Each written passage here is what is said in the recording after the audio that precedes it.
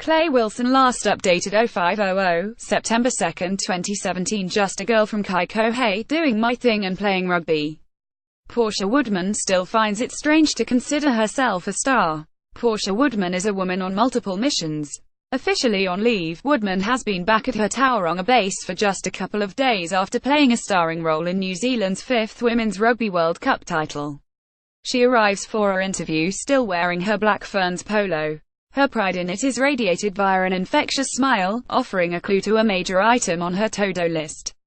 The black ferns try-scoring machine is not limiting her future aspirations to on-field success.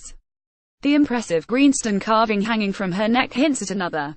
Read more. Woodman Black Ferns after Moore support. NZ wing racks up 8 against Hong Kong 4 for Woodman as NZ reach WRWC final. Proud to be Maori, Portia Woodman conducts a full interview in Rio after the team returned home as winners of the 2017 Women's Rugby World Cup. And the glint in her eye when she talks about the next generation of women in her sport assures you she is not just paying lip service to that aspiration. Woodman, the 26-year-old daughter and niece to a pair of all-black brothers, was already well known to rugby followers before last month's World Cup.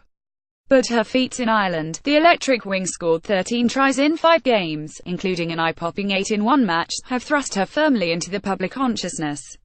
The 26-year-old wing puts all her pace, power and agility on show to race away for a brilliant solo try in New Zealand's semi-final victory over the USA. That kind of stardom is kind of scary for someone who still views herself as just a girl from Kaikohe doing my thing and playing rugby. Not scary enough, however, to stop a proud black fern, female athlete and Maori from speaking up around the issues she feels matter. It is who I am, but being more in the limelight I have to be more conscious of what I say. Like at the World Cup when I said I didn't think men would handle it a 4-day break between games. What I was really trying to say was we'd like more time between games ourselves. In saying that, I'm not going to say sorry for what I do stand up for. There are things I'm staunch about and I'll stick by them. If it annoys some people, too bad, in the nicest possible way. I don't want to hurt feelings or be disrespectful, but if that's what I believe then I'll stick by it. More context helps to fully understand why this is Woodman's way. She cherishes the first 6 years of her life, surrounded by whānau in Kaikohe, a small town at the geographical centre of the far north, and was gutted when her family shifted to Auckland's North Shore in 1997. The move was so her father, Kawhaina, who made 6 appearances for the All Blacks in 1984 and whose older brother Fred played 3 tests, could finish his teaching degree. Her mother Catherine is also a teacher. A middle child with 2 brothers who loved to give me crap for being the spoilt one, the princess, daddy's little girl. Her upbringing was dominated by sports and culture. They even combined to effectively start her athletic career, when a 5-year-old Portia beat all comers in a kids running race at a Marau family fun day. She sprinted to plenty of success for the Takapuna Club, racing regularly at national level. While at school she was also making strides. Of Ngapuhi descent, Woodman was part of bilingual units throughout her education and speaks Te Reo as a result. While not confident having a big Carrero conversation on the Marau, there is no doubt her culture plays a pivotal part in her life.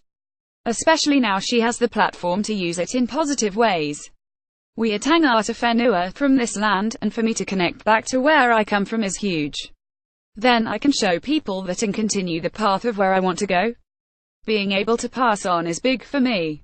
We have so many talented Maori kids, but they might come from bad backgrounds that they're just shy and don't see they can achieve things. I want to be that inspiration for them, show them they can achieve amazing things if they really want to. Woodman wants to do that because she knows it is possible. Her father did it and, following his blueprint of hard work and persistence, so has she. Despite success as a sprinter and plenty of talent as a netballer, making it as far as the Northern Mystics squad, up until 5 years ago the career in sport she had dreamed of had not arrived. The 2012 confirmation of Rugby 7's inclusion in the Olympic Games quickly changed that. The chance to become the female Jonah Lomu, as she had told her dad she wanted to be while watching the late All Blacks legend demolish England at the 1995 World Cup, had arrived. For a sprinter at heart, who dabbled in ballet and still loves to dance, the freedom of a rugby field was almost instantly more enjoyable than the confines of a netball court.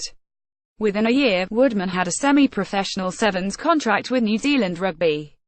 The awards, rewards and accolades have been rolling in since. Sevens World Cup glory and top try scorer honors in 2013, a landmark full-time contract at the start of 2014, 2015 World Sevens Player of the Year and a silver medal at last year's Olympics. Last week's remarkable triumph, leaving her chasing only Olympic gold to reach the summit of all three major events in women's rugby, capped to 5 years that reflects her playing style, fast, furious and full of excitement. That doesn't mean this humble Northlander doesn't still consider herself a rookie. Woodman is adamant she wouldn't be as successful as Ian without the support of fiancée Renee Wickloff, who also happens to play on the opposite wing for the Black Ferns. And it certainly doesn't mean that on-field success is her sole purpose as a rugby star.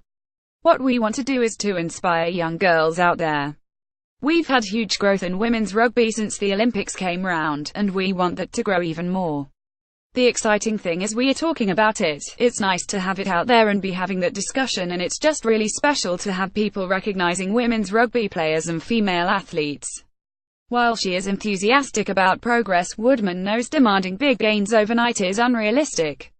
In the meantime, it is about enjoying World Championship glory and sharing in it with those closest to her. And if that means a trip to the family bark, an hour or so north of Kaikohe on Northland's east coast, she won't be saying no. It's my paradise, our family's little slice of heaven. It's really basic. It was an old twok garage, but I love it. Just recently we got cell phone reception there and I hate it. It was so good to be disconnected from the rest of the world. Even speed demons, or ones also wanting to make a difference, need time to relax. Stuff.